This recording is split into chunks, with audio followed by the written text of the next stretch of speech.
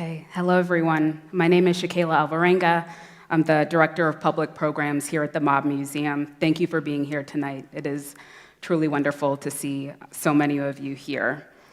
So last year, the Mob Museum conducted a 3-part program series dedicated to police reform, and the series addressed the nationwide calls to reshape American policing. So as most of you know, the 81st session of the Nevada legislature, it began on February 1st. The Assembly and Senate adjourned on May 31st. And tonight we'll discuss which police reform bills passed, which did not, and how these legislative measures will shape the future of policing here in our state. So I'd like to start by introducing our panelists for the evening. Aaron Ford is the Nevada Attorney General. Rick McCann is the Chief Legislative Lobbyist for the Nevada Association of Public Safety Officers. Leslie Turner is an organizer for the organization Mass Liberation Project.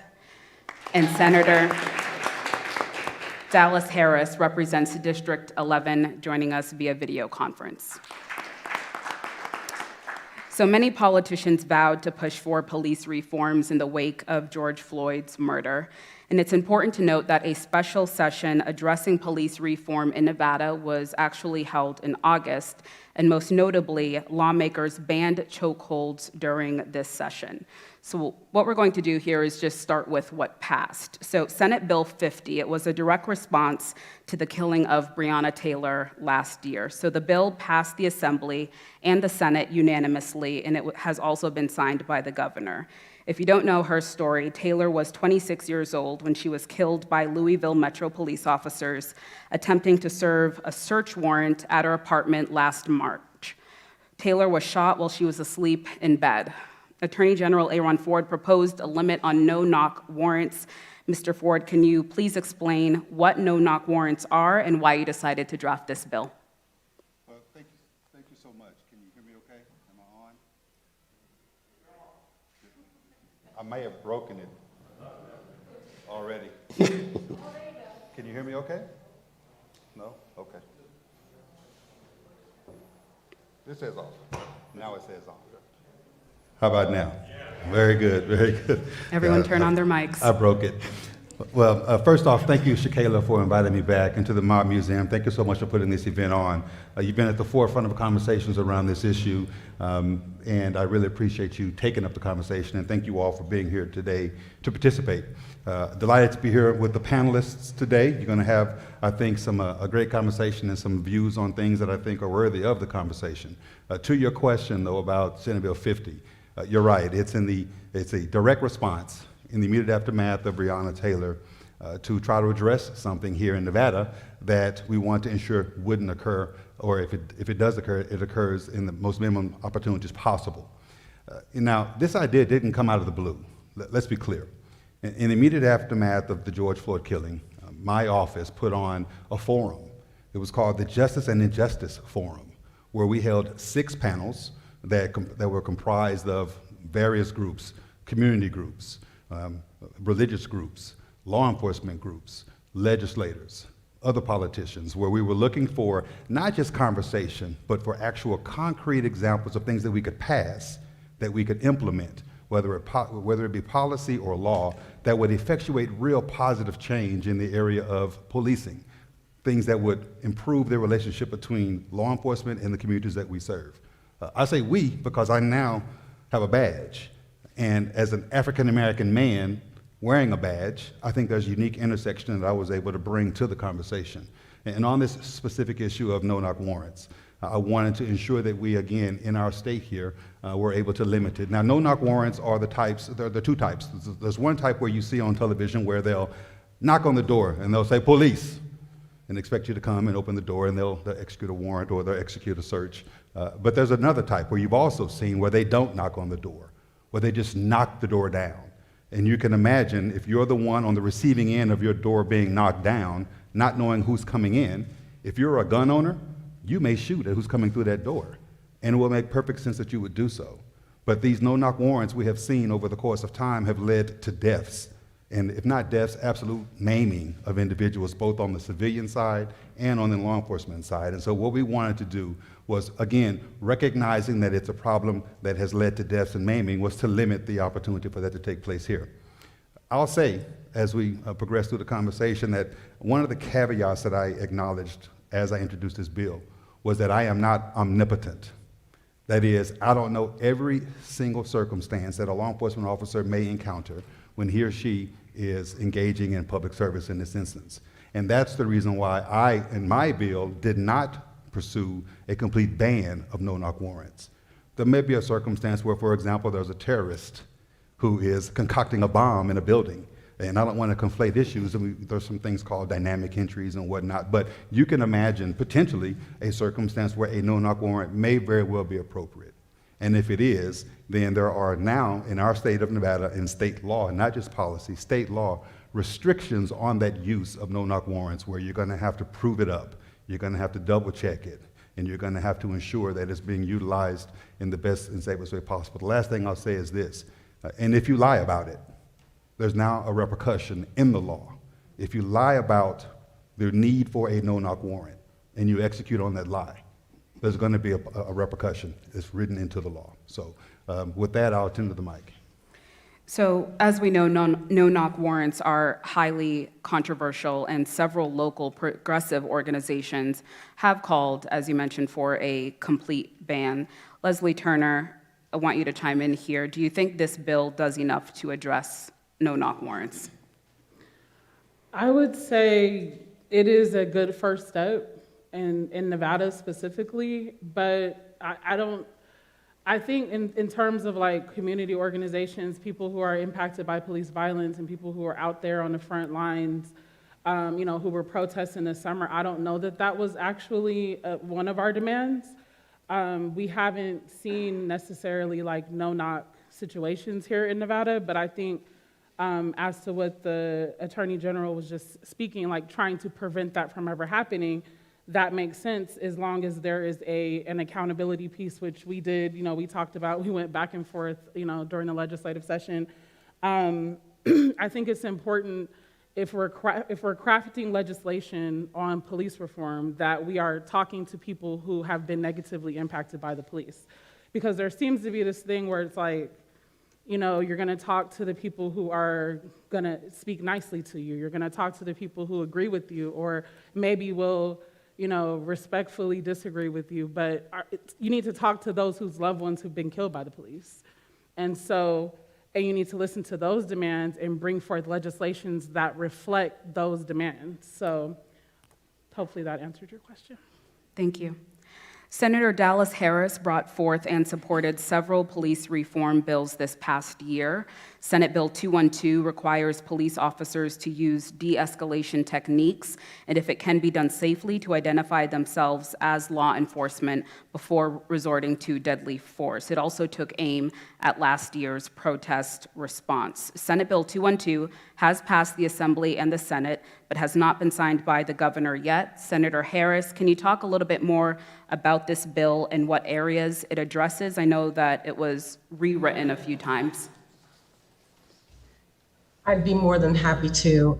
Thank you so much for having me. And you gave a great summation of the bill. We require officers to use de-escalation techniques before using higher levels of force.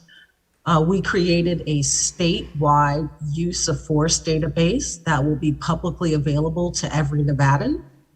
We put in some restrictions on the use of restraint chairs, which are often used in correctional facilities. And we have seen people here in Nevada die in those restraint chairs. And so we wanted to make sure we put some strict protections in place.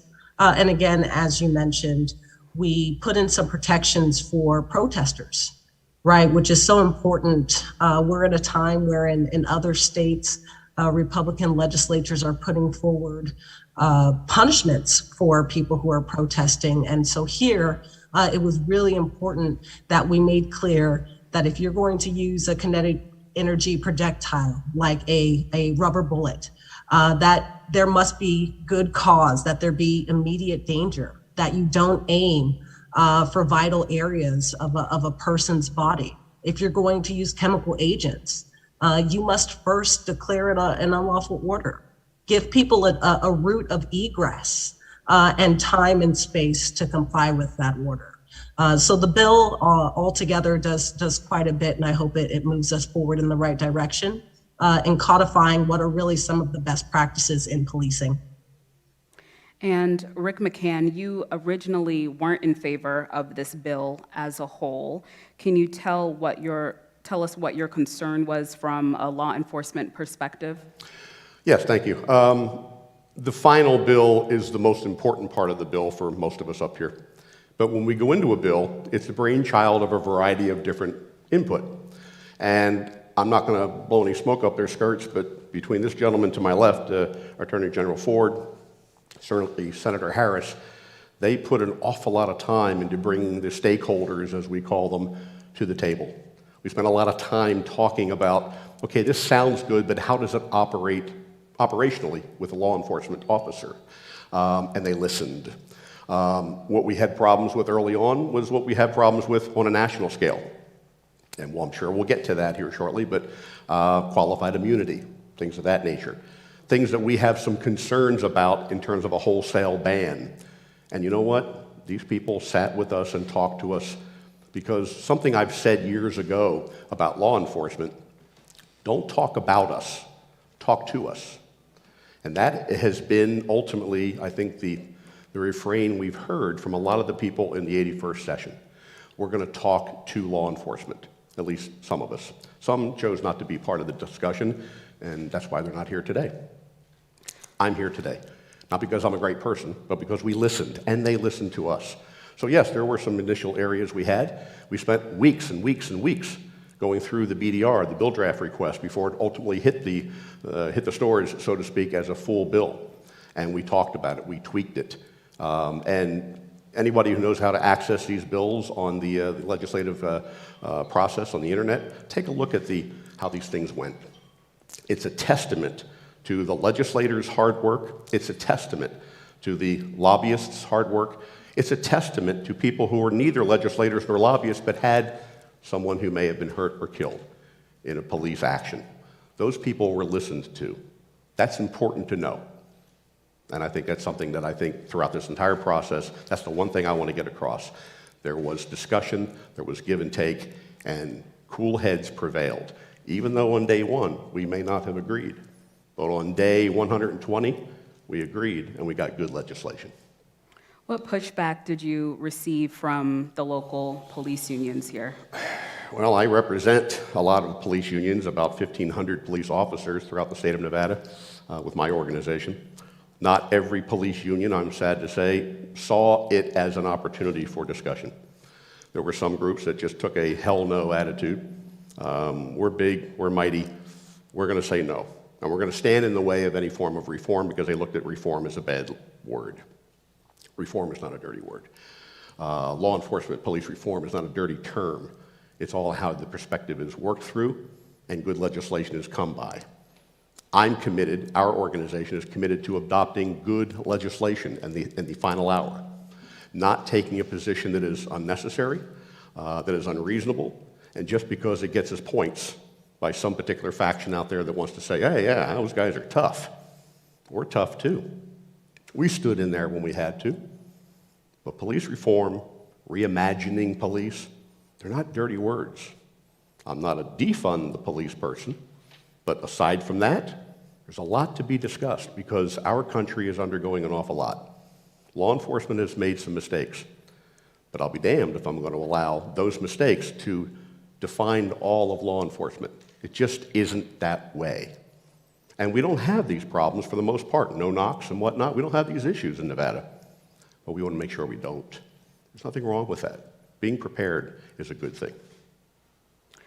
So Assembly Bill 58 gives the Attorney General's office the ability to subpoena witnesses and documents related to use of force cases. Now, this bill was first mentioned last year during one of our panel discussions about police reform, and it unanimously passed in the Assembly and the Senate, and it has been signed by the governor. Attorney General, how does this bill change the current oversight of use of force cases? Well, thank you for the question, and let me add that so was no-knock warrants mentioned at a year ago today, sitting on this stage. Look, what you've seen coming out of this session is not a one and done. It's an Aaron. I have a frat brother whose name is Lou, and I wish my name was his so that I can say what he says. I'm not new at this. I'm Lou at this, because I've been doing this for a while, being engaged in conversation with community members who are actively seeking redress.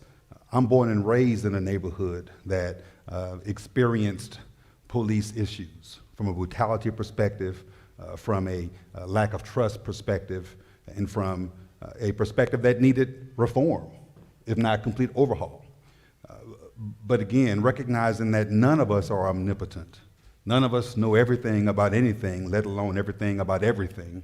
I went into this session trying to find opportunities to put forth good policy that could, again, enhance the trust between all communities and law enforcement. Assembly Bill 58 was one of those examples. Frankly, I thought that it was going to be a very tough bill to get across the finish line, and it was tough in the sense that we had stakeholders on all sides, both district attorneys and public defenders, both the police and the ACLU. And the ACLU is representing community groups in the midst of our conversations around things, trying to figure out ways in which to tailor this policy in the best way moving forward. AB 58 is one that gives my office the ability to do what we call pattern and practice investigations. These are investigations into police departments that are alleged to be engaging in unconstitutional or unlawful policing of certain communities, i.e., you could be discriminatorily policing black people, or maybe there's a gender-based issue within a particular department that we have to address. This state did not have that. I did not have that authority until May 25th, the anniversary of George Floyd's death, 2 weeks ago, when the governor signed the bill that passed unanimously as indicated. The federal government has had that authority for a while, and the federal government has utilized that authority except for the last administration. The last administration, General Sessions, said that this is not something the federal government should be doing, it's something that the state government should be doing. So I said, then let's have the state give us that authority. And fortunately, we were able to get that passed. And I think, again, it provides a level of accountability and transparency to the process to ensure that those who are aggrieved by police practices, and we are able to determine that those practices are in fact patterns and practices of unconstitutional or unlawful policing, we can address it via a civil action that requires, at the end of the day, if we were to prevail, changes in attitudes and practices in those police departments. Leslie, I just want to take a step back to what Rick McCann had said about police reform. I'm interested to hear your thoughts on the hell no that is coming from the police unions, some police unions, I should say. Yeah, I don't necessarily have an opinion on that, but I do believe that we do need to defund the police. And that is a controversial statement, and I can't really understand why, because we've been defunding systems like my entire life. Education has been defunded, mental health has been defunded. So why is it a controversial statement to say, maybe it's the word we're using, maybe we need to say reallocate, a line item in the budget. Maybe that sounds better, but basically, we need to stop spending so much money on policing and prisons and just the carceral system in general, and start actually putting more money in the front end for communities to be able to have what they need to thrive. It's very simple. So I think in terms of reimagining police, yeah, we're gonna have to start moving around money and investing in people, investing in communities, investing in neighborhoods, investing in, growing food, investing in jobs, investing in all the things that keep people clear of the criminal justice system. And it's, we might say defunding the police. That's a demand that came from movement, that came from impacted people on the ground. So it cannot be disregarded. And maybe you don't like that term, and that's fine, But again, we need to look at the dollars and we need to look at how we're spending them, and that's nationwide. Am I on? Very good. You know, Leslie raises some very good points about allocating funds toward things that communities need. And that's, for example, one of the reasons why when I was in the state Senate, we funded what we call the MOST programs, mobile outreach support teams, that are programs that would allow, if police officers receive a 911 call and they know that there's a mental health issue potentially involved, then they will be accompanied by professional mental health personnel on that particular trip and on that particular visit. That's one way of ensuring that we can, instead of policing a situation, address it from a mental health issue if that's an issue, if that's a concern. I'm a former educator. I'm a teacher. I've been in the schools that are underfunded when I taught in inner city Austin, Texas. I'm from an underfunded school in Dallas, Texas, where I was born and raised in Oak Cliff. And so recognizing that the importance of funding education has always been something that's necessary and important. I want to compliment what she's saying in that regard, that's exactly accurate. If we can keep folks from being directed to the criminal justice system in the first place, then we would have less issues in the criminal justice context. And if I may, now I broke it. If I may, okay, I'll use my outdoor voice. I have to echo also what Leslie said. When I say that I'm not behind defunding the police, I'm not behind that term as it has been used inappropriately in some areas around the country. Defund meaning get rid of. No one in this room may believe that, but there are factions of people who do. We will not support that. You need police. You need law enforcement. However, it doesn't mean that they are exclusive to the needs of the communities, and to the extent that other things can be done to support these projects that need to be done for people, we're all for that. And that's, like you said, sitting down and discussing bottom line budgetary situations. I think our own sheriff here in Clark County, Joe Lombardo, has agreed that that type of thing needs to be done, at least in some respect. So when I say I'm not behind the defund the police, it is at that extreme level I'm talking about. And I just wanted to add that, like, defunding the police is like a first step towards abolishing the police, which, yes, like, that is what needs to happen. And so abolishing the police is not, that doesn't mean that, you know, next month or even next year that we will be in a situation where we don't need police. Obviously, that cannot happen. So what it is saying, though, is that over time, this is over decades, maybe over my entire life, maybe over your entire life, that the more we invest in communities, the less need we have for the carceral system as a whole. So when we're talking about abolition, it's really important that folks like dig a little deeper and get into these conversations with people on the ground, because that's not what we mean. We don't mean just, you know, shut down Metro right now. Like that doesn't even make any sense. So again, it is about the future. What are we doing for the future of our children? What are we doing for the future of our people, the future of our communities? We should be figuring out how we can stop putting so many people in cages. We should be figuring out how we can stop people from being murdered. We should be figuring out how we do that. And we don't do that by putting more money into the police. We do that by putting more money into the community. And there's plenty of research that supports that. Thank you. Senate Bill 236 addressed police training, procedure, and potential police bias. And I want to bring Senator Harris into this conversation. So this bill requires law enforcement agencies to establish an early warning system for police officers who display problematic behavior. How exactly would that work? Well, I imagine it can work in a bunch of different ways, and I drafted the bill in such a way that each police department can develop the early warning system that works for them. The important part here is that we all have bias and we all don't know it. And when it comes to policing, that bias, when it manifests itself, results in disproportionate use of force and disproportionate loss of life. And so in this profession, more so than others, it's important that police departments be on the lookout for officers who may unknowingly be displaying some bias, offer them some curative measures, right?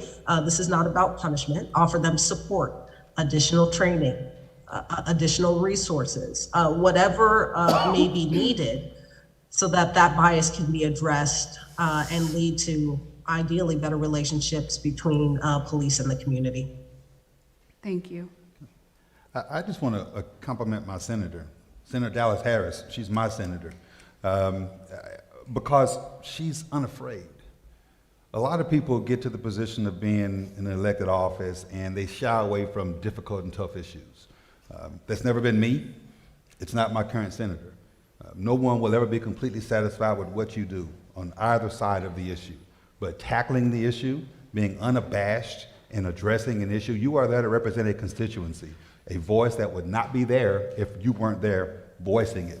And so the things that Dallas Harris did in the face of certain unions, for example, who were completely absent from the conversation with her, but entirely in conversations with others, trying to downplay what she was doing, I think it's worth mentioning out loud that Dallas Harris is a hero, and I'm glad she's my senator. Now, I appreciate that. I appreciate that, AG. Just, trying to follow in those big old footsteps you left for me.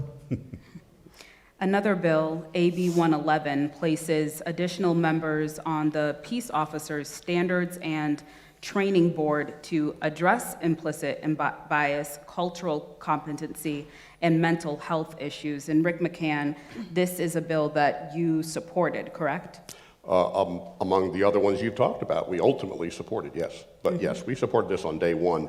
There's nothing wrong with taking a 7 or 9 person post commission and adding a couple of people that have expressed expertise in areas that we've come to know need to be explored. Implicit and explicit bias, cultural competence, mental health related to law enforcement, working with children, the elderly, people of that nature, people in the vulnerable position, as I'll call them. There's nothing wrong with putting a couple of people on the post, the Peace Officer Standards and Training Commission, that give officers their certification to become law enforcement officers. There's no reason why we should not have some people in there that bring to the table that kind of expertise that has been lacking. What it will do to any particular officer who seeks to be a cop, I don't know. We don't know yet. But what's the problem in having people with those expertise? We should not be afraid of expanding our knowledge base. We should not be afraid of expanding the expertise that goes into finding and certifying the most highly qualified and efficient law enforcement that we can produce in this state.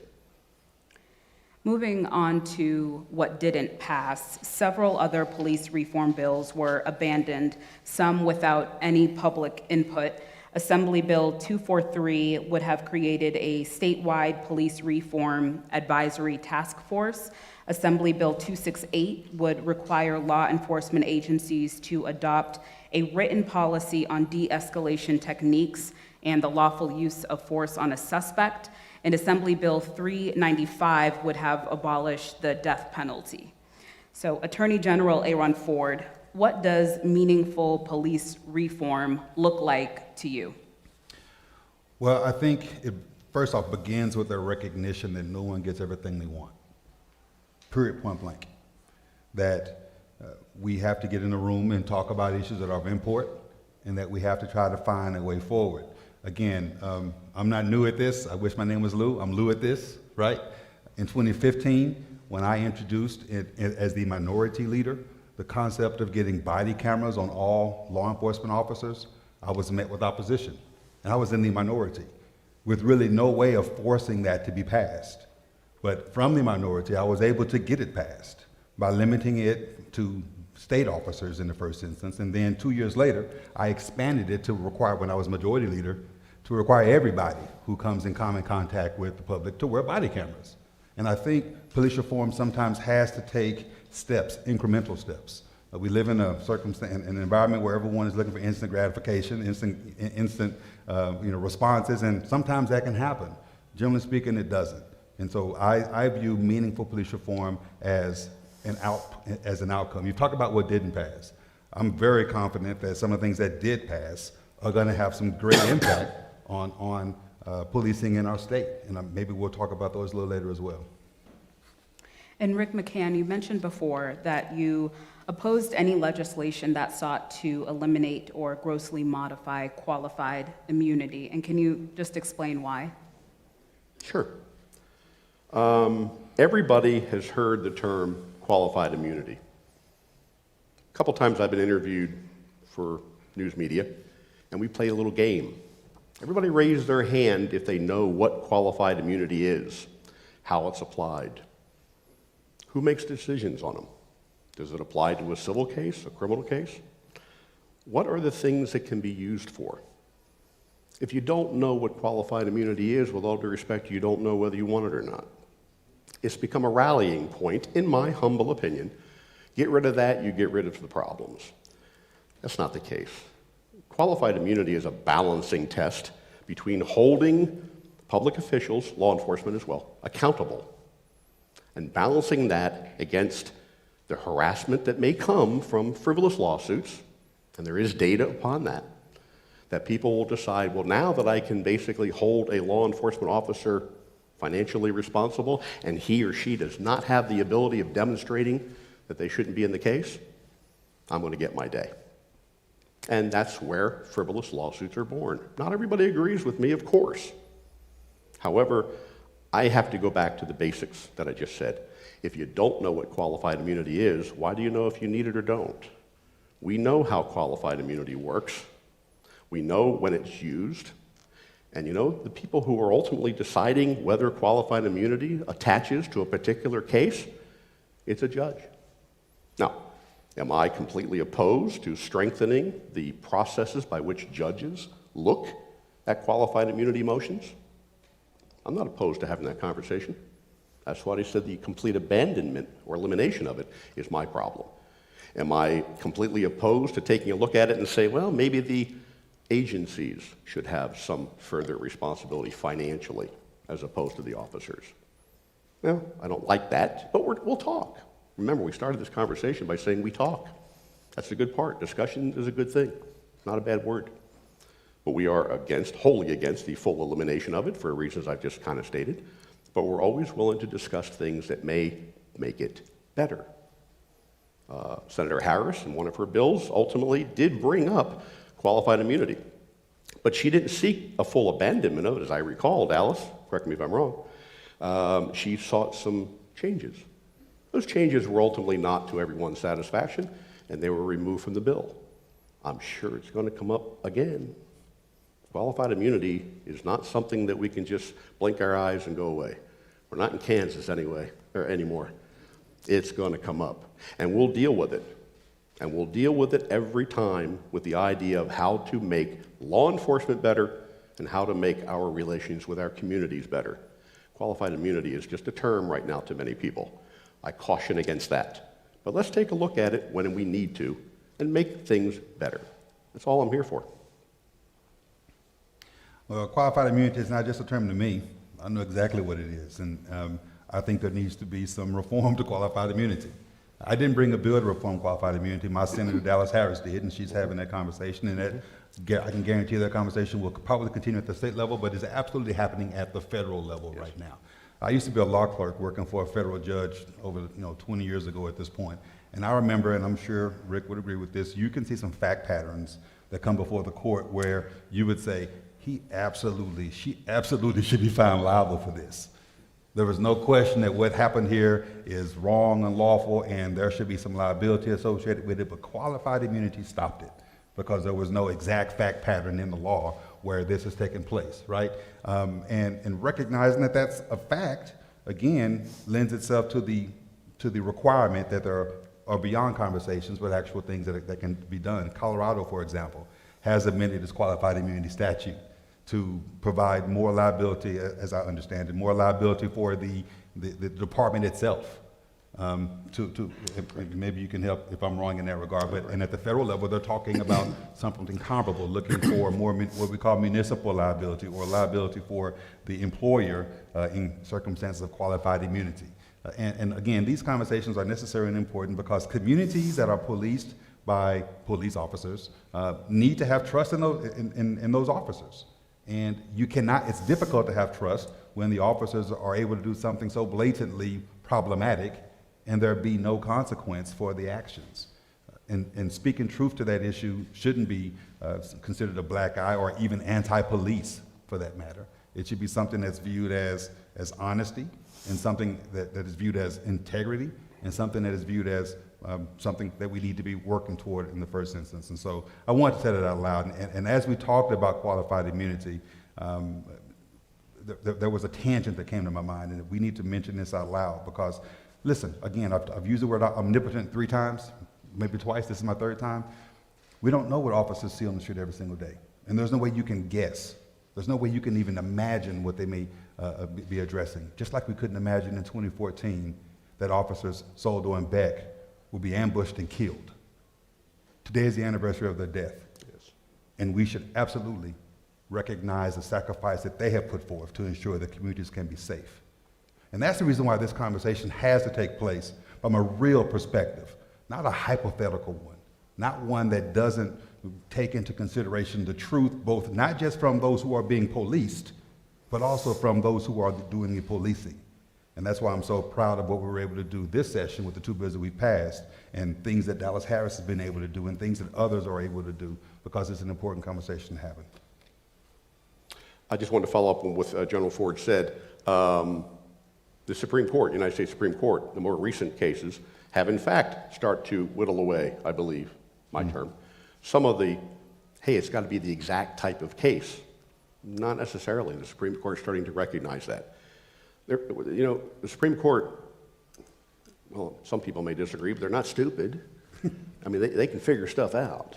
It takes them a while, but they can figure stuff out, and they're starting to figure out that the doctrine of qualified immunity may have some rough edges.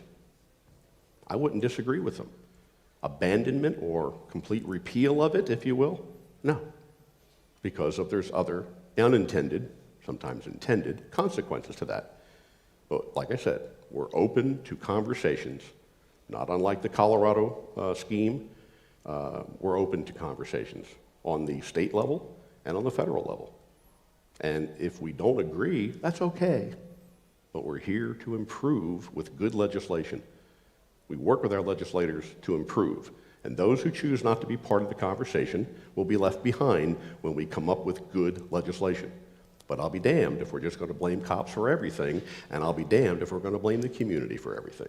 We all have a vested interest in this discussion. Can I just add that for community, like for folks who are impacted by police violence in our communities, and we see our communities over-policed all the time, that comes with trauma. So sometimes it's hard for someone whose loved one has been killed by the police to come into a conversation with police officers, or to come onto a stage and sit next to like someone representing the police department. So I just want to say that. And also in terms of qualified immunity, the part that's kind of just not making sense to my brain is a judge can determine if a lawsuit is frivolous or not, correct? Okay, that's Right. it. So you don't have qualified immunity. You go in front of a judge and a judge will decide. Simple. Thank you. Senator Harris, I had mentioned before about the death penalty. Lawmakers killed a proposed ban on the death penalty. Can you tell us what happened there? Sure. So first, I just want to start off by saying that Mr. McCann is correct. Qualified immunity will be back. The discussion will continue, and I very much put all of the law enforcement stakeholders on notice that the conversation is by no means over. A little bit of good news: Assembly Bill 268, although did not pass the Senate on its own, every provision of that bill was placed into Senate Bill 212. And so Assembly Bill 268, known as Micaiah's Law, will in fact be law once the governor signs Senate Bill 212. As to your question about the death penalty, you know, it's a big deal. It's a big change. One thing I've learned from my short time in Nevada politics is that nothing happens quickly. We'll talk about the decriminalization of traffic tickets, I'm sure, in a minute here, but that passed after its 5th session. And so the discussion behind a repeal or a partial repeal. Didn't quite get there in the 120 days that we had, and I know that those conversations will continue as well. That issue will be brought back, and hopefully we'll be able to get it over the finish line soon here.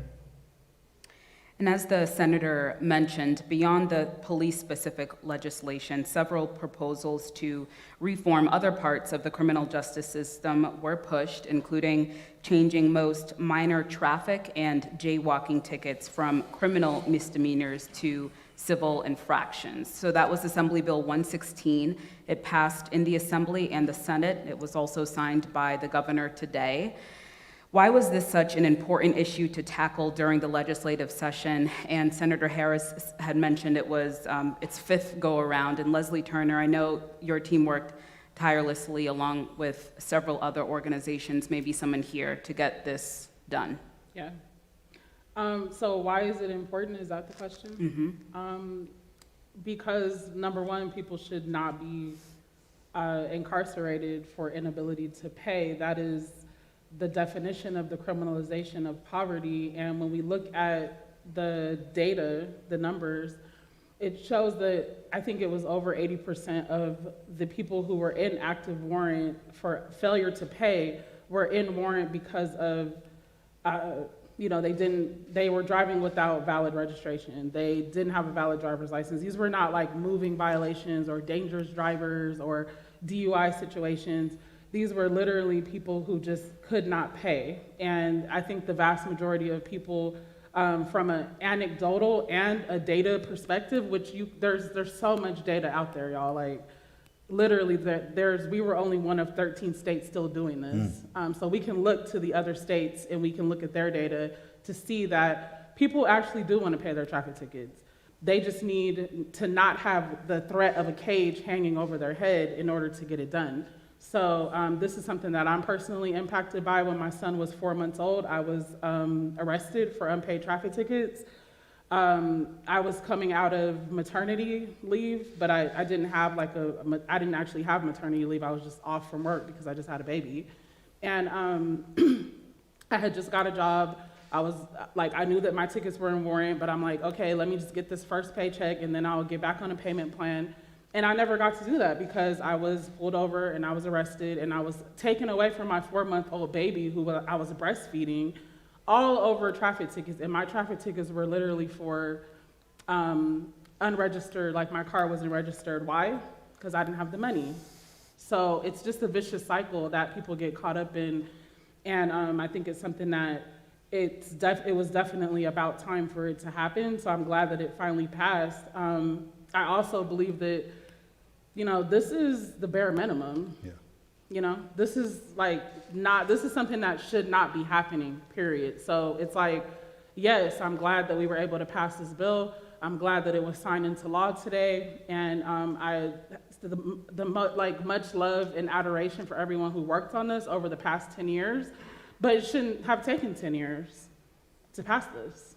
And that's just simple. So, and I think from most law enforcement folks that I've talked to, they agree. They actually don't want to be taking people to jail for traffic offenses. So I think it was just something that, should have been done a long time ago. Oh my, I talked about Senator Harris having the gumption to fight for what she believes in, irrespective of the pushback she's going to get. You got to give credit to Leslie Turner and her group for doing the exact same thing. Community organizations that speak out on issues like this, time after time after time, you got to give credit to them, because I saw her in the building today for that signing, and I was so glad you were there. Let me tell you something. I just turned 49 years old 2 weeks ago. 30 years ago, a 19-year-old Aaron Ford got arrested for two unpaid traffic tickets that went to warrant and a failure to appear from going to court. A broke college student didn't have the money to pay those things. These things can have virtually perpetual ramifications on someone's well-being. How do I know? Because 25 years later, Leslie, my unpaid traffic tickets were put on the front page of the Review Journal as Aaron Ford been arrested 4 times. 2 of those are for unpaid traffic tickets. You understand what I'm saying? And they were used in a way to make Aaron Ford out to be this thug who did not have the authority or the right to be running for the top law enforcement officer in the state, because he had 2 arrests for unpaid traffic tickets. There were 2 others, one for being drunk on campus, who ain't ever drunk on campus, by the way. and there was one that was a payment dispute. But in any event, the truth of the matter is what you've done, which I've been able to accomplish, which took 5 times to get done, is worth more than just saying it should have happened 10 years ago. You got it done. And that's good stuff. And I'm gonna give you credit for that. Thank you. Yeah. I appreciate that. Before we open the floor up to questions, I just want to touch a little bit upon national police reform. So a few weeks ago, Washington State enacted 12 new laws aimed at reducing the use of deadly force. And I'll just kind of go through what it looks like. So the focus of the bills range from tactics officers use in the field to how deadly force incidents are investigated to the circumstances under which officers can be decertified. So they'll establish a statewide use of force database and ensure that police agencies notify prosecutors about officers with credibility issues. And the governor there also signed a bill that instructs the state auditor to review all completed deadly force investigations to ensure that rules and procedures were followed. So for advocates of police reform, what Washington did legislatively seems more far-reaching than what the Nevada legislature accomplished. So I want to open this up to all of you, and you all can answer on your own. What should the 2023 Nevada legislature look to tackle in the near future? I can kick it off. As far as police reform, right? Yes. I think investing in alternatives to policing really needs to be at the forefront, and looking at public safety, looking at what communities actually need to keep ourselves safe, and having that be defined by the community, and investing in that, whether it's programs, whether it's community gardens, whether it's co-ops, whether it's access to mental health, whatever it is, it needs to be defined by those who are experts, because we live this every day, and then investing in that. I think that that's really important, is just investing in the alternatives to the carceral state, period. Thank you. Rick? Well, I guess I could take the position of some of our colleagues that I don't really like and say, screw it, nothing should change. But that's not fair. There's going to be a reexamination every time we turn around on police reform. And again, that's not a bad word. What I don't want to do is make good, hardworking cops into criminals overnight for doing the same job. That is a good job. But we do need to identify problems when they exist. There's a term that you legislators use. Mr. McCann, are you advocating, is this a solution looking for a problem? Or is it a problem seeking a solution? Let's have the problem identified, and there are many. Let's seek a solution, and there are many. Let's conform our thoughts, as we have done in this session, in future sessions, and come up with a way to, if we need to, change the paradigm in some areas that may need it for policing in our state and across the country. Again, don't make a cop into a criminal overnight for doing a good job. But if there's training that needs to be done, let's find the funding to train people. Let's get them done. Cops are animals of training. That's what they do. They train constantly. So train them. Train them differently if necessary, but train them. But don't hold them responsible when they go home on Friday night to a different standard come Monday morning. That's not fair. It wouldn't be fair to you and what you do. It's not fair to cops. So fairness is important, but identify a problem, identify a solution, work toward that solution, train these officers, and shift that paradigm that they have been working under for decades. It's not a bad thing, but let's do it right. That's all I'm asking. Thank you. Porter, yep. Okay, I was going to defer to my senator. I'd love to hear what she has to say, maybe follow up. Sure. Senator Harris? Sure, I'd be happy to. Thank you, Attorney General. I think Leslie hit the nail on the head. One thing I will be focusing on over the interim is trying to further reduce police interactions.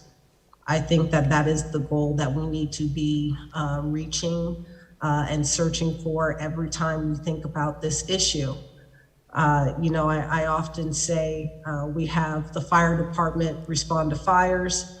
We have EMTs responding to medical services. You call up your gas company if you have a gas leak. Almost every other crisis, we expect police to respond to. And that's not fair for the community, and frankly, it's not fair for the officers because, as Mr. McCann was stating, they aren't trained for that, right? They're trained for certain scenarios. They aren't trained to deal with every crisis, and I think we really do have to take a serious look at how we respond to the different needs of the community. I'm also a big fan of the phrase that a pound of prevention is worth an ounce of cure. And so we do need to continue to look at how do we put our resources on the front end instead of investing so heavily on the back end by incarcerating folks or by heavily arming, our police departments. And those are tough issues that we're going to have lots of conversations about. And so I'll be looking forward to those. Yeah, and I just want to add on to everything that's been said here because what they've said is exactly right. I've given kudos to Leslie, kudos to my senator. I need to give kudos to the man next to me as well, right? Because he's talking about accountability, he's talking about training. And from my perspective, what I want to do is continue what we've already started. Now, we need to ensure that we can implement what we just passed. And in my office, we're going to be looking to ensure that we can actually implement, we know we can, but we want to set up our process for implementing pattern and practice investigations. That's accountability. And that's the vantage point I'm coming from. You see, that first bill that I put out, the first draft of that bill, also had my office receiving some level of concurrent authority in officer-involved use of force that resulted in death or substantial bodily harm. I looked internally and determined that we could not do that. We didn't have the expertise, and so we removed that from the bill. But as that Senator Harris has, so have I given a forewarning to others that we're bringing that back. We're trying to get our training right now. It's an accountability issue. It's trying to ensure that those who are trained, Rick, actually follow their training. Sure. And if they don't, then there has to be a consequence for doing that. And again, without the consequence, not only the consequence, but transparency of the consequence being implemented, it's very difficult to augment trust, to restore trust, and to create it in communities that it hadn't existed in the first place. It sounds trite, and I'm not the author of it, but I'm going to say it. Nobody hates a bad cop more than a good cop. And that is something to take home. Good cops don't mind changes that make them better. And if it happens to snare a couple of those bad ones out there, and there may be some, then they'll get what's coming to them. I firmly am convinced that we do have a pretty good investigative and justice system out there. It could be better. But I do believe that the Derek Chauvins of the world, we may see more of that. I'm not looking forward to it, but if a cop does something wrong, the cop should be punished, disciplined. My job is to represent officers. That's what I do every day. I go to officer-involved shootings in the middle of the night, and I stand and look at bodies. I'm there with my officer to make sure their rights are protected, because guess what? They have rights too. We have a thing called a Peace Officer Bill of Rights in the state of Nevada, which sometimes is under attack all by itself, and will be again. But you have to understand that nobody hates a bad cop more than a good cop. So from our perspective, bring it. We'll deal with legislation that improves what officers do and holds them accountable. Nothing wrong with that. It's just unfortunate some of my brethren do not believe that. That's why I'm so glad to see that the legislature listened to the community when they asked for the duty to intervene to be put in the statute. I mean, this idea of a cop watching another cop batter somebody unconstitutionally and that cop doing nothing about it, that's what helps to engender distrust in the community. But now you have a duty to intervene where the good cop who doesn't like a bad cop needs to be intervening. And now we have it in law. And so, I mean, again, that's a positive step forward on improving the relationships. Leslie, we'll end with you.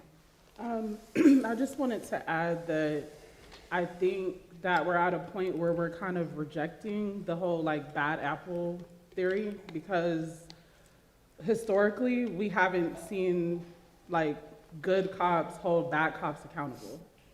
We just haven't seen it. So it's like, again, what we see in our communities every single day is our reality. So maybe it's that perception is reality.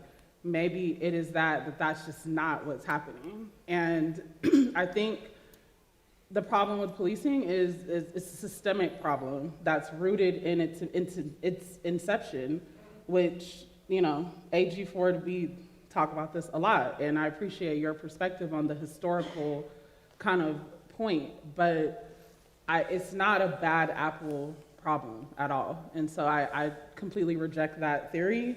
And I think we need to look at systemic change, we need to look at an overhaul, and we need to look at creating new systems, new realities for ourselves that keep us safe in our communities outside of the police, period. Thank you.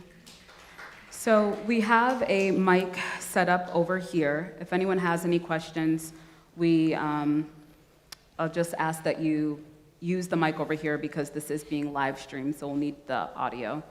So with that being said, does anyone have any questions for any of the panelists up here about tonight's discussion? Oh, come on. Yep, can you just walk up here, please? Thank you.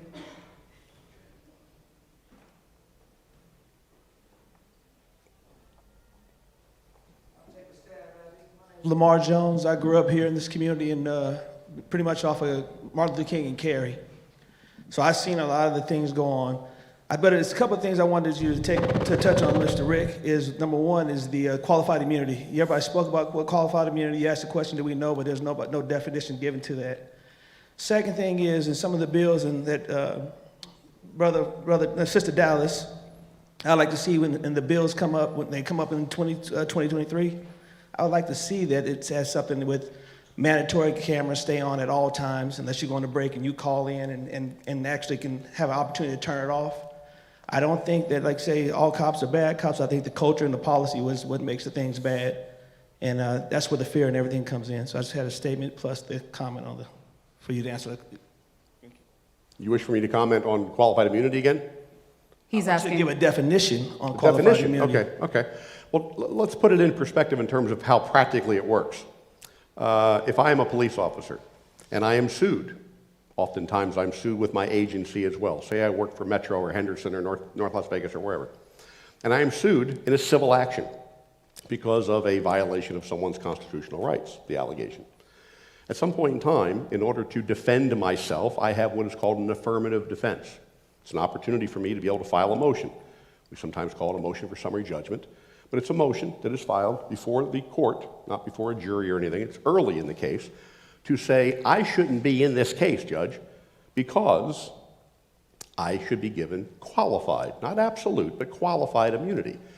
I have to appeal to the judge and have the judge believe that what I did essentially was not a violation of a fundamental interest that we all know about.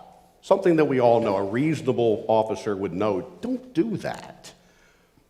The problem is, as Attorney General Ford pointed out, there has been an attitude by a lot of judges.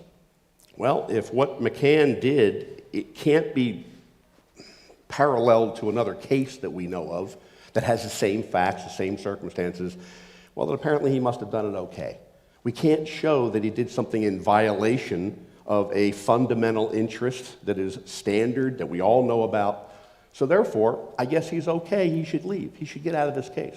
And the judge will dismiss me from that case. So the case does not proceed with me. So it's an early stage process by way of a motion filed by my lawyers that will be filing that motion to have me dismissed because I am immune from suit based upon the idea that I did things that the law recognizes in general are allowed to be done. And good defense lawyers are good at being able to show that what I did is essentially an accepted practice somewhere, someplace, sometime. And that may have certain problems to it, I will admit. Good lawyers are not cheap, but if you get the right ones who know that process, they will be able to fashion their motions accordingly, and many judges have accepted that as the reasoning for allowing people like me, or law enforcement officers, to be dismissed from the case. If the judge does not believe that I have done something that is fundamentally accepted or approved, if you will, an established right, that the court has established as a right, and that I didn't violate that established right, well, if they feel that I did violate that established right, I'm staying in the case. So not every motion for dismissal or summary judgment based upon qualified immunity is granted, but a vast number of them are. Let me give you an example. Yeah. Where he said the Supreme Court starting to back off of qualified immunity a little bit. Here's what happens. I think it was a Texas case. A guy was in jail full of feces. Okay? He was in a cell full of feces for an extended period of time. You know this case? I do. He was in a cell full of feces, and he said that this violates my constitutional rights. I shouldn't be required to be in a cell full of feces like this. And he sued, and the court said, well, there's nothing that says you can't be. And so therefore, we're gonna let the officer off the hook. The Supreme Court said, now come on. You don't have to find a case out there that says you can't put somebody in a cell full of feces in order for us to be able to determine that you have violated their constitutional rights. So that's the kind of argument that goes back and forth in this, and I'm paraphrasing obviously and summarizing a little bit, but that's the kind of argument that goes back and forth on qualified immunity. And that's why they're saying it has to be changed. Because the dude got out of the case by saying, ain't no law that said I can't put him in some feces. Say what? So. And as I indicated before, maybe there needs to be a more exhaustive discussion about, all right, judges, district court judges, or whatever the judge may be in that particular jurisdiction. These are the types of things you need to look at more routinely. And that's what the Supreme Court is attempting to do with some of its more recent decisions. Again, it's a slow process. Justice is, in fact, slow. We can wait for that to whittle away over the next decades, but that's not good enough. We may have to address these things. But we may have to address them in ways that say, judges, since you're the ultimate arbiters of these decisions, this is what you need to focus more on. And that's a conversation I think that everybody should have. Yeah. Thank you. My name is Jagada Chambers. I'm curious, there was actually some progress made as to criminalization of youth and during the legislative session with ending the practice of sending youth to adult court and also decriminalizing juveniles' possession of cannabis. I'm curious what the panel feels about policing as it deals with youth. I know Clark County School District is devoting over $20 million of its budget to school district police. Where does, Mr. Rick, I want to say, where does your team, do you represent the school district policing? And is that something that we feel that we could go away from? I'm curious to know what the panel might think. Thank you. Well, I don't represent the Clark County School District. I used to in years past. I do not now. So I won't obviously offer any thoughts relative to them. But this is part of not just police reform. This is part of criminal justice reform. And every session, whether it be the last session in the special session during the past summer or this session here, criminal justice reform is always one of the major things that every governor wants to have ultimately seen. And it's for good reason. We're dealing with sentencing laws. We're dealing with issues relative to children, holding them accountable for adult responses, things of that nature. That's all part of the criminal justice process. From my standpoint, since I'm here representing labor, the law enforcement labor people, you're not going to get a quarrel from me if you put a bill in front of us that does good things for people who need it. Just don't make my cops responsible for the Middle East crisis. Don't make my cops responsible for the gas prices. And I'm being a little facetious, and I don't mean to do that. It's a very serious process. But some people just want to basically hold law enforcement responsible for everything. I'm not saying anybody in this room, and certainly not anybody on this panel. But under the circumstances, it does happen. So I guess the short answer from my standpoint is put a bill in front of us, and you're probably going to find the same kind of commitment to excellence, if you will. Sound like I'm with the Las Vegas Raiders. Commitment to excellence that you saw this session. We'll sit, we'll talk, we may disagree, but we'll come up with some good legislation. Senator Harris, is this an area that you've looked at all? It is. And I want to add to the discussion that Assemblyman Flores also had a bill that changed the way Miranda rights are read to juveniles, and that's a huge step forward. As to the school policing issue, There was a time where we did not have school police, and I very much believe that that's where we should go back to. And so that's another huge issue that will take a lot of time and a lot of discussion, but it's worthy of considering.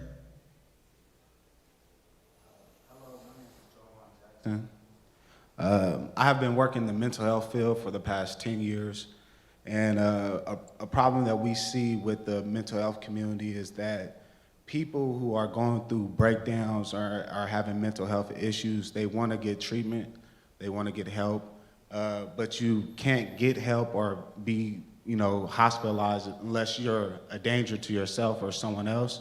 So we see a lot of people who could have, prevented a situation or, prevented a crime from occurring if they would have received some type of treatment or some type of inpatient services. So the requirements for you to get any type of inpatient services for mental health, you have to be, a danger to yourself or others. But my thing is that the jailhouses, they're majority filled with people that have mental health issues. If you look at the jailhouses, it's at least a third of the jailhouse, they're mental health issues.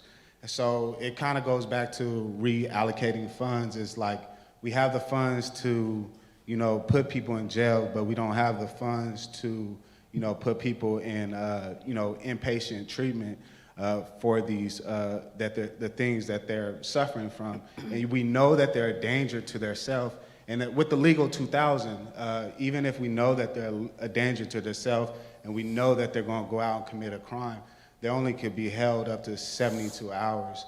So, it just comes like this is not necessarily a policing issue.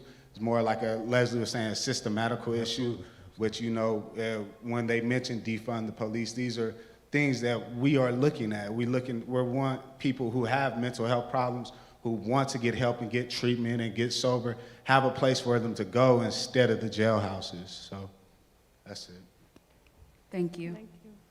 Does anyone here want to comment on what was said? Amen. Yeah. If I may, I just want to point out a couple of things that I think are relevant to what you were saying.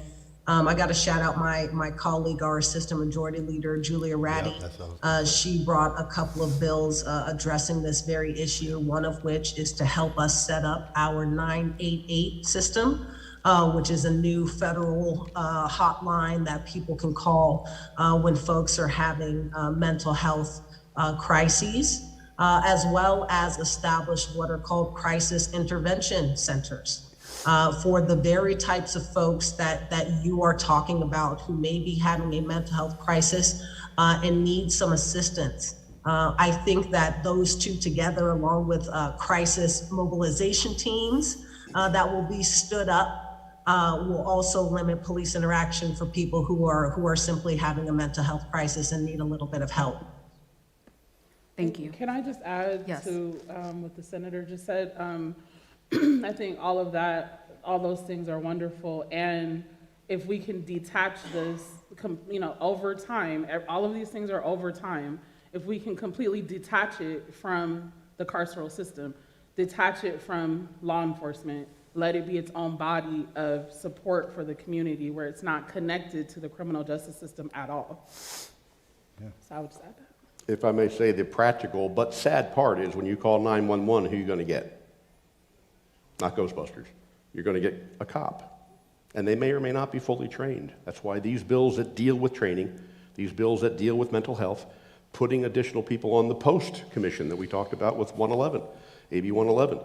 These are things that are seeking to make that a better situation. And I'm glad Senator Harris brought up Senator Ratty's bills that deal with trying to look into, unfortunately, it may not be fast enough, but the future of being able to have people say, listen, I don't need a cop to enforce the law. I need somebody to come and deal with my brother who's not with us right now, mentally.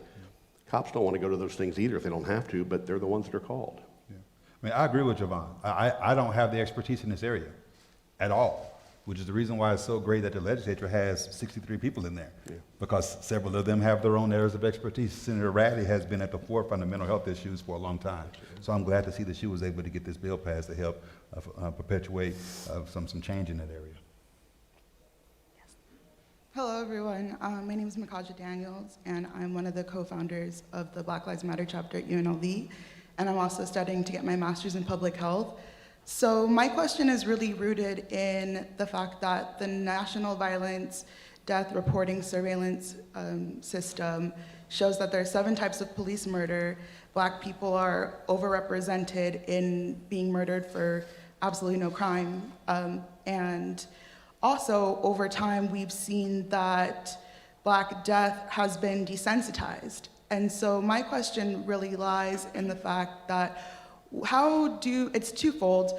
One is, where is the police labor union? Where is the accountability to address racism in policing?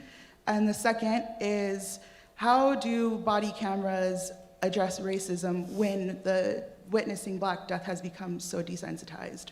How did they help Jorge Gomez? How did they help Tashi Brown Farmer? How did they help Byron Williams, who had the life choked out of them and taken from them? So that's my question. You asked about how the police unions feel about what specifically. Part of it kind of clicked out of my head here. Yeah, so you had said that in order to have these conversations, first address the problem. So an obvious problem is racism. Mm-hmm. Over the years, it's not new. So where is the accountability within the organization that you are representing to address that issue? Good question. A lot of people think that because the police unions are out there representing law enforcement, that they somehow have the first bite at the apple, so to speak, at changing some of the performance issues of law enforcement. Certainly that comes down to the agencies. Law enforcement unions do not discipline their members for conduct, unless it's some other type of conduct relative to the union. So the first thing I think we got to do is look at the agencies and hold them responsible. That's the accountability of some of these bills. Some of these bills are trying to seek accountability from the agencies, financially or otherwise. I'm not saying go beat up on the agencies, because we have good relationships with many of them, and they're good people. But remember, these law enforcement officers work for a particular agency, which should have policies and procedures in place to guard against these types of things. And if they are violated, well, guess what that does for me as a union guy? I get an officer who calls me and says, "Hey, Rick, I got to go to internal affairs next Tuesday at 2 o'clock. Come with me." What's it about? Well, I've been alleged to have been this, or discourteous, or I violated rights, or I did an unlawful search and seizure, or whatever the particulars, or maybe it's a use of force, whatever the situation might be. And I'm protecting their rights. Remember, they have rights too. And we're looking at the process. But who's going to discipline them to and including discharge in the event it's that serious? It's going to be the agency that's going to do that. I hate to push it to them, but they're the people who pay these officers. They're the people who train these officers. They're the people who promulgate policy and procedure for these officers. And these fine people in the legislature force them to do so. And you just heard some bills, this particular discussion, that are forcing agencies to come up with policies. Senator Harris has been at the forefront of getting people to create policies, early warning systems, things like that. That's important to keep in mind. There's not an attempt to try to ignore that there may be issues brewing. There's an attempt to try to figure it out ahead of time before it becomes a problem. I think her next question would be, can people expect these agencies to investigate their own agency? Well, I'm glad that she asked that question. First off, let me say this. I don't know where she went, but you keep talking. You keep talking. If we're becoming desensitized to Black lives being taken, then don't let us. And by the way, I'm not desensitized to it, and I'm gonna speak up on it every single time I get an opportunity to do it. I'm a Black man, married to a Black woman, raising 3 Black sons and a nephew. I've said that so many times before, and I'm gonna speak to that issue. I will not allow that to happen as long as I have the ability to speak. Even when people say to me, "Why is everything about race to you?" Right? So there's a lot of pushback in that regard, but you continue to stand up and you speak on those issues because they're important. Now, one of the things that I want to say, though, is that this problem is dynamic. There's not one solution to answer the questions you just asked. Part of it is what he's just said. The agencies have to be responsible. But, so the police unions have to find some way of policing themselves, right? But we just passed AB 58, and I'm putting some of the onus on my own agency to look exactly what you've just said. If is in fact an agency unconstitutionally or unlawfully policing a particular community. And if we find that they are, then there's a civil remedy that we now have in the law that allows me to go to court and to have an injunction against that particular behavior. You either stop it or you change it, or you do something different, or you do something else, right? And so, you know, there are a lot of different solutions to this problem, and this is a horrible analogy in the context of police conversations. We live in a silver state, but there's no silver bullet when it comes to answering a lot of these questions. We have to keep that in mind as well. Can you touch just very briefly on her second question about body cameras and, you know, instances like we've seen with Tashi Farmer a few years ago? Never have I seen a bill that begins in its first draft that ends in the same way it started. Also, have I very rarely seen a bill that was perfect in its first passage. And body cameras is no different in that regard. I was a sponsor of body cameras in 2015. I was a sponsor of body cameras in 2017. And there needs to be some changes to the body camera legislation that requires certain new concepts to be addressed.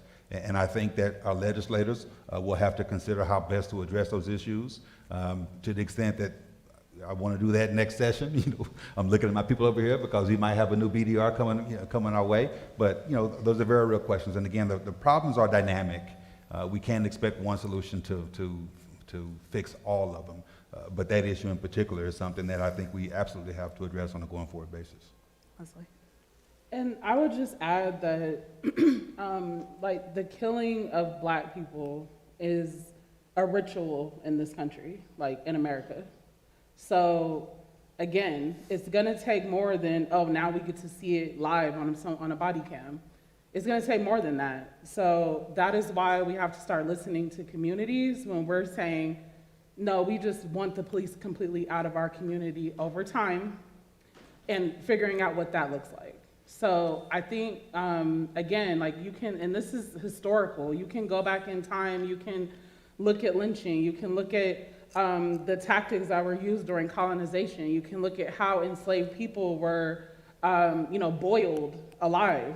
It's a ritual, literally, in this country to sacrifice Black people. So again, it's gonna take more than just, okay, now we see it, so there's gonna be forced accountability. No, we're still gonna have to be fighting for accountability on the one hand, and then on the other end, literally building our own systems of keeping ourselves safe in our own community, and we need funding for that.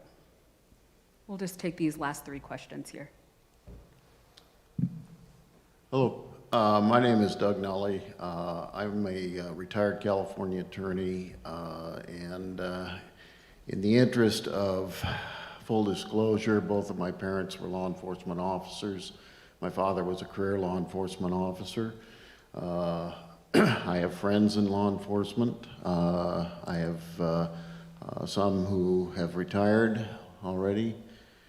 And with that said, there has been a lot mentioned this evening about police reform, but yet hardly a word has been mentioned about public reform. And by that, I'm talking about certain elements of the public who seem to feel that they can do whatever they want to do regardless of a police officer's commands in a situation. And in that regard, I'm concerned because, you know, how many times does a police officer have to say, put the weapon down, put the weapon down?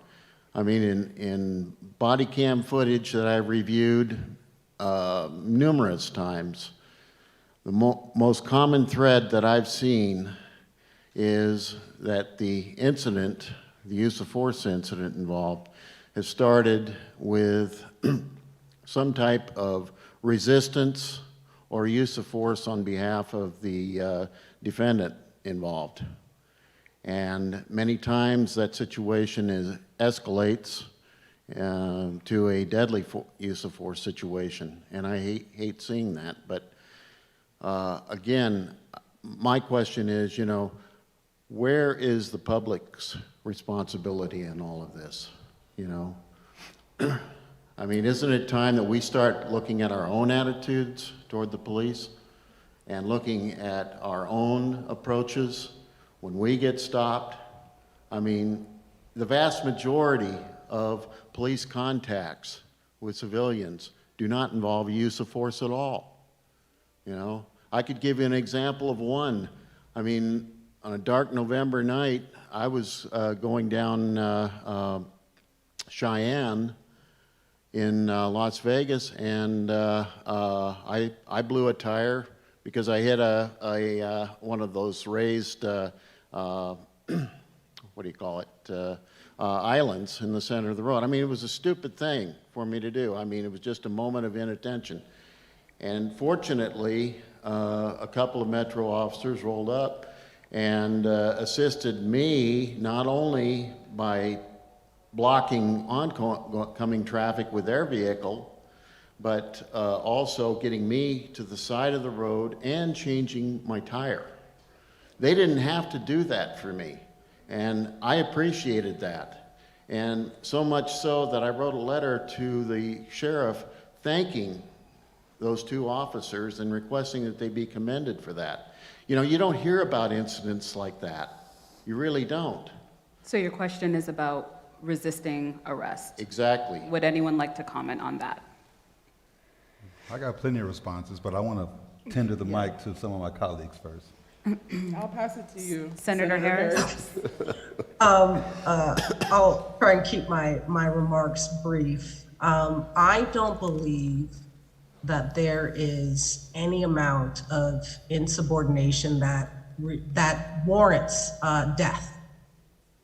Should people listen to police officers? Yes. And comply with commands? Yes.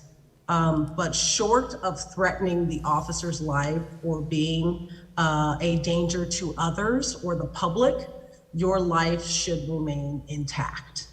That's a firm stance that I have to kind of hold strong on there. And I will say, you know, we've actually talked a lot about investing in communities, right? People don't steal as much if they aren't as hungry. So we're talking about trying to give people the tools they need to be successful citizens. I very much believe that is a solution to the problem. I don't believe that there's any amount of insubordination that should lead to death. I also think that the numbers have shown some people are given more chances to comply than others. And when that is not equitable, it results in literally some citizens dying at a higher rate than others. And that should outrage us all. And anyone else here?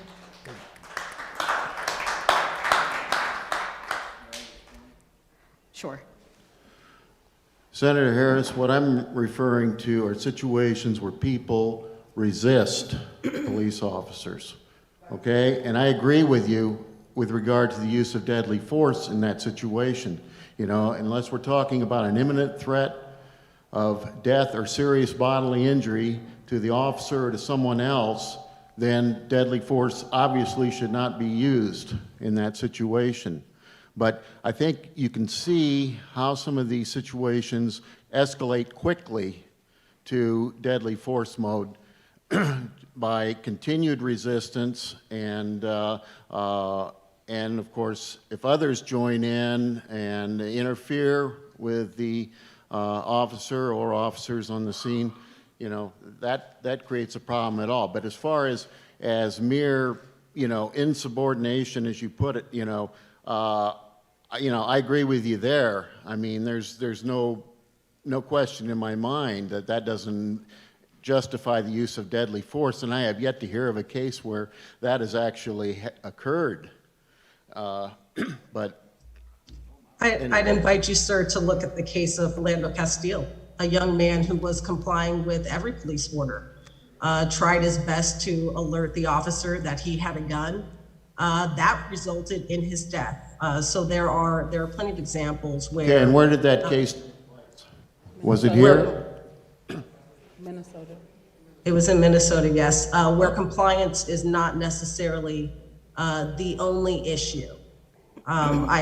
I believe that sometimes we live in different worlds, right? And my perspective has always been taught to respect police, but that my life still may be in danger. And so it's not always for some of us walking around where we are only in danger if we are resisting or failing to comply. And I think as a society, as a legislator, I need to address those issues. We already have punishments for people who assault officers, who resist arrest. There's a law called resisting arrest. You can be arrested for it. I mean, there's already plenty of protections in place or consequences against those actors. The question that becomes before us, I think the issue we often have is, are there enough consequences for police when those uses of force are unwarranted? Thank you. Laws that protect people who are killed by police officers too, you know. They're called civil rights laws, you know, and people have the option, whenever their civil rights are violated in any way, of going in, filing a lawsuit. They can also, if the circumstances warranted, the individual can be prosecuted under federal law. Well, I know that you're getting ready to move to the next question, and I appreciate it. I'd love to hear a question, but I just want to highlight the fact that we just talked about qualified immunity in the civil context, where that absolutely is less the case than other opportunities. And with all due respect, I think the experience of others in this room differs from yours relative to getting a tire changed and assistance from the cops. You know, that's why she's my senator. She speaks up. She's speaking to a community, speaking on real issues that communities are encountering and attempting to address that in a way that is progressive and positive. So thank you for your work in that regard. I'm looking forward to the next question. Thank you. Thank you. Hey, okay, my name's LJ, sorry, this is a little tall for me. Before I came up here, to be quite frank, I was really nervous, not because I haven't spoke to you guys before, because I spoke to many people on this panel before, but because I always get nervous because I'm an impacted person. My brother Thomas McHenry was killed by LVMPD in 2015. Sir, to you, my brother was having a mental health breakdown, crying and running, saying, stop, don't do that. He was shot when officers came upon 1 minute of arrival. So I'm sorry that your experience was lovely, but many of us are not. I am now frustrated by your response and your blatant disrespect to those impacted by police terrorism. For Okay. what it is, I'm gonna continue with what I wrote. Sorry, I had to get that off because it's so disrespectful as an impacted person for someone to stand here in privilege of life and disrespect those who have died doing nothing, begging Okay. for their lives. Okay. Continue on. Okay. The first time, I didn't come up here for questions, sorry, I came up here to give a statement. The first time police reform began was on a federal level in 1920. We are in 2021, and the federal government thinks the solution to reforming the police is to restrict their funding if police organizations don't adhere to policies that barely keep the community safe.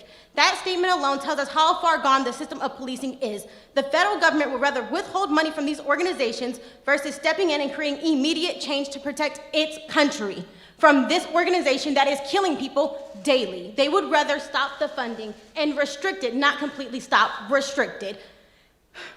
This is also why we need now more than ever to head towards steps of abolishment, like Ms. Turner said. It's not gonna happen overnight, but we need to invest into the community so that it can be abolished. In 1920 is when we started this conversation. It's 101 years later. This conversation should not continue going on now. It is not keeping us safe. You know, in this legislative session, LVMPD representatives refused to work with some local organizations, mine included more than a hashtag LV. You guys refused, the representatives refused, and were against many bills that were in favor of more training, the Jorge Gomez bill that required officers to have more training when coming in contact with those who are open carrying. Our rights as US citizens, we are asking you, when we're open carrying, please have more training when dealing with us so me as a black woman won't get killed. And the representatives got on that call and refused. This is all public records. They refuse more training, they refuse community resources and preventative measures. So when people come up here representing LVMPD and to the public, they think that you guys haven't paid attention to this legislative session, right? They think they can cover it up. We want more training, we want community resources. Please review this last legislative session and see what they really said. See what the representatives said and see how they are not keeping us safe. And that's what I wanted to say. Okay. Thank you. We'll just take one. All right. Thank you. We have run out of time, and I know these conversations are difficult, and I know they're tough, and I do appreciate those of you who came out today and those of you joining us online for trying to have a productive dialogue. And I'm hopeful, and I want to thank all of you again for coming, and we definitely appreciate you, and have a good night. And thank you to our panelists as well.